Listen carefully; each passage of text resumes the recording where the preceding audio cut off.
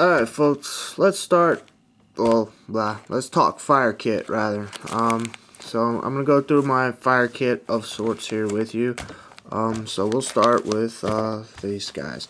Alright, so a metal match. These are metal matches. These are my bread and butter right here. This is pretty much what I use for all of my fires over the years. This is my 4" by 1/2" that I've had for years and years that you've seen in the knife video with the saw blade. This is a Swedish Army or Light My Fire Swedish Army fire steel. This is the Scout version. So this one, like I say, is on my knife sheath. This one usually stays tethered in my bag. This one I keep tethered, dummy corded in my pocket. Let me get it getting tangled up here. There we go. It's attached to my demo knife sheath, so that way I always have, you know, one of those to start my fire with. For my preferred tinder, I have Omni-Seal bag with petroleum jelly cotton balls. This one is tethered in my bag with my fire steel. I usually have either a bag or a film can full of this on my person. I have a lighter on me. Sometimes I have matches in my pocket. My match safe is in my bag always. So, but that's about it. I try to, you know, use these and natural materials as much as possible. Usually just this and some natural material if I can. Then, you know, if it's bad out, I can use this or as a boost to whatever natural material I get. There's no rule that says you have to use only one or the other. You can mix and match anyway. Never had really not been able to get a fire going. You know, if you do your part, you know, even in the suckiest conditions, you can get a good fire going with these guys. So that's it. That's my basic bread and butter right there. This here is something else that I carry on my person. This is my tinder bag. It's the remnant from an old backpack that I have. It's soft, fuzzy on the outside, but it has this waterproof liner on the inside. And I just folded it over, no bottom seam, just side seams, and then did the edges in this tape kind of stuff here, and then couple trouser or blousing ties from an old pair of trousers allow me to tie it up. You know, there's a loop that way.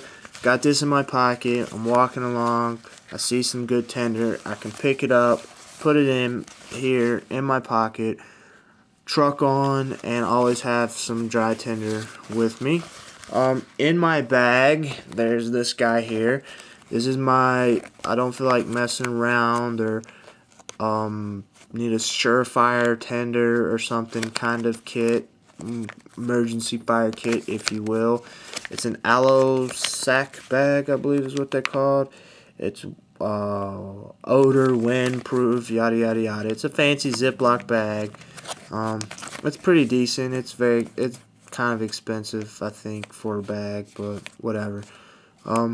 Anyway, so let's go over what's in here. So first thing that I pull out of here is a little Bic lighter that has a piece of inner tube attached to it. The edges, if you're using inner tube as a fire starter, and it's a wonderful fire starter, go ahead and cut the edges a little bit, fray the edges. That makes lighting easier. It's taped up right here along the button. There is, I don't know if you can see the bulge, but there is a little piece of wood under the button and taped there to keep the button from being depressed and the gas leaking out. Some guys use a zip tie, but I figured if I need this sucker and my hands are cold and wet and bloody and yada yada yada, I don't want to be trying to cut a zip tie off, and you get the idea. So I use just some tape, works very well. The next thing that's in here is just a cut down magnesium fire starter. It started out as, you know, a regular size like Donin magnesium fire starter. Sawed it off, made it a little more compact. There's a jigsaw blade scraper, tape over the teeth. I removed the coating and squared the back up to make a nice sharp edge for striking. I got this little waterproof vial of matches here. And inside we have the Wind waterproof light boat matches, Strike Anywhere matches, and green waterproof matches. And then there's some striking paper in there. So there's some matches. I got some quick fire tinder tabs here, chemical fuel tabs. They're very nice. More rubber. It's good stuff. This here, which I think I'm gonna replace. I just threw it together a long time ago, and that was the closest container I had. I think I'm just gonna use an Omni-Seal bag to save some space. There's an Altoids tin full of petroleum jelly cotton. This is mainly as a resupply for my pocket kit or my bag kit. So there's just wrapped in some plastic with a Ranger band over it. This guy, there's some my good old waterproof fire logs. I've used these a lot over the years. They're great. And then inside here is a baggie wrapped in some jute twine, which is good. This is pitchwood, but it's called Maya wood. It's from Light My Fire. And then right here is some really neat wax paper. It's a wax impregnated paper. You tear the edges, it fluffs up, and you strike it, and it's a wonderful fire starter. I got these from a guy, Pete, a friend in Holland back in the day.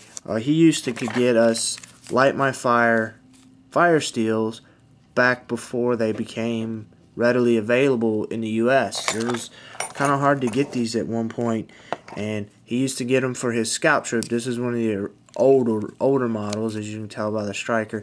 But he would get them as a fundraiser for his scout troop, and we got some for our scout troop. But anyway, he would include some of the Light My Fire Maya wood and the wax paper. So I don't know where you get them. It's really good stuff. But there you go, folks. Like I said, this bag contents here is mainly, I don't want to fart around, emergency kind of stuff. Bread and butter right there, folks. This guy, or, Ferricium, metal match, not the new fireball thrower kinds. This is the old style. So there you go. That's just a little bit from a fire kit. Y'all take it easy and have a good one now.